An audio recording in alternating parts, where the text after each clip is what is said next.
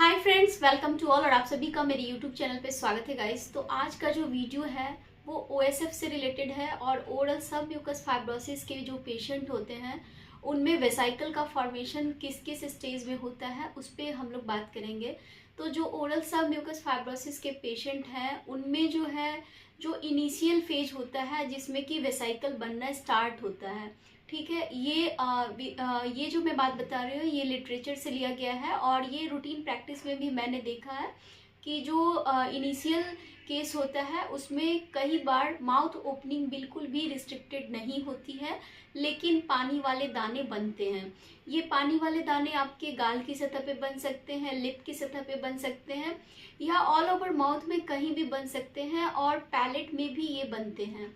तो इनका नेचर होता है कि 2-3 दिन दाने रहेंगे और वो फिर फूट जाते हैं और उसके बाद फिर से अगेन वो बनते हैं।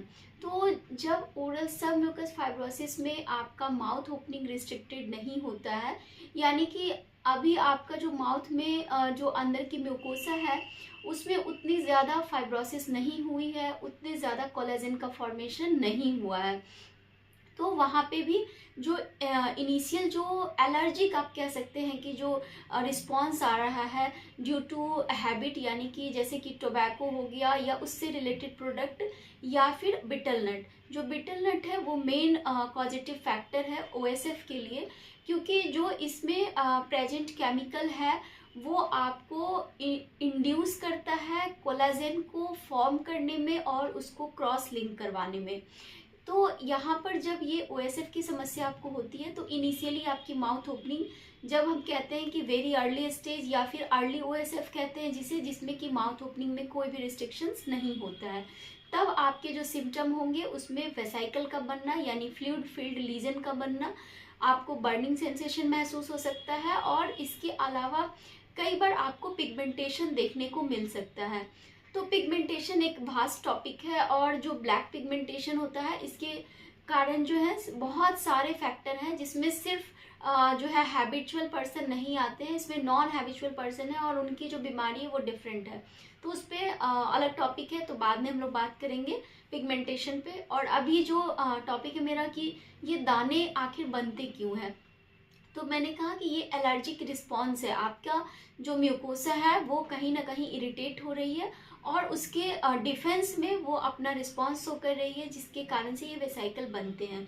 लेकिन कुछ क्रोनिक केसेस में, जैसे कि मान लीजिए कि आपकी माउथ ओपनिंग भी रिस्ट्रिक्टेड हो गई है, 2 फिंगर है या 2.5 है या 3 फिंगर माउथ ओपनिंग है और आपका वेसाइकल जो है एक ही प्लेस पे बार बार बनता है, जिसमें कि मोस्ट प्रोमिनेंट जो प्लेस होता है वो आपका पोस्टीरियर सॉफ्ट पैलेट है। तो ये जो प्लेस है ये मोस्ट कॉमन फैक्टर है और यहाँ पे जो प्रेजेंट वेसाइकल है वो बार बार बनते हैं और इसके पीछे का कारण होता है कि ये जो आपकी जो म्यूकोसा सॉफ्ट होनी चाहिए सॉफ्ट पैलेट की, वो हार्डर हो गई है। तो क्रोनिक केसेज में जब ये हार्डर हो जाते हैं तो आप कभी भी कुछ खाना खाएंगे या थोड़ा सा भी हार्ड फूड आइटम लेंगे तो वहाँ पे एक वेसाइकल बन जाएगा, फ्लूइड फिल्ड लीजन बन जाएगा। और ये इसलिए बनता है क्योंकि आपकी जो ऊपर की लेयर है म्यूकोसल लेयर, वो नीचे की लेयर से एक गैप क्रिएट कर लेती है, डिटैचमेंट की तरह वहाँ पे क्रिएशन हो जाता है, जिसके कारण से उस गैप में फ्लूइड का कलेक्शन होता है, जिसको आप यूँ समझ लें कि इंटरसेलुलर गैप, यानी कि एपिथेलियम और कनेक्टिव टिश्यू के बीच में थोड़ा सा गैप आ जाता है, जिसके कारण से उस जगह में फ्लूइड का कलेक्शन होता है ड्यू टू ट्रॉमेटिक फैक्टर। या फिर आप यूँ समझे कि वहाँ पे जब फाइब्रोसिस बना है, जो कोलेजन का फॉर्मेशन हुआ है नीचे के लेयर्स में, तो उसके कारण से भी एपिथेलियम से थोड़ा गैप बन गया है। तो जब भी कोई भी इरिटेशनल फैक्टर वहाँ पे आएगा या फिर स्मोकिंग आप करते हैं या फिर जो आपका कोई हार्ड फूड है, हॉट फूड आइटम है, अगर आप लेते हैं तो बार बार वहाँ पे वो चीज़ बनती है और ये एपिथेलियल की रिकवरी होने में समय लगता है।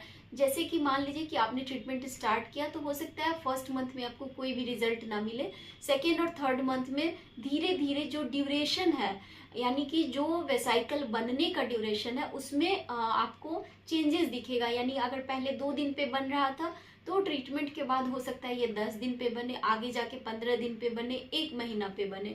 तो धीरे धीरे ही इसको कंट्रोल किया जा सकता है। और इसको लेके आप पैनिक ना हो कि कहीं इसमें कैंसर तो नहीं हो जाएगा, तो ऐसा नहीं है। अगर आपने एग्रेवेटिंग फैक्टर को छोड़ दिया है तो कैंसर में ट्रांसफॉर्मेशन के चांसेस कम होते हैं। लेकिन आपको रेगुलर डॉक्टर के विजिट में रहना चाहिए, फॉलोअप में रहना चाहिए। और आपको अपने डाइट का भी ख्याल रखना चाहिए, हार्ड फूड आइटम से बचना चाहिए, और वेरी हॉट और वेरी स्पाइसी फूड से भी बचना चाहिए। तो उम्मीद करती हूँ कि ये वीडियो आपके लिए हेल्पफुल रहा होगा। Thank you so much for watching, and if you like please share and subscribe my channel. Thank you.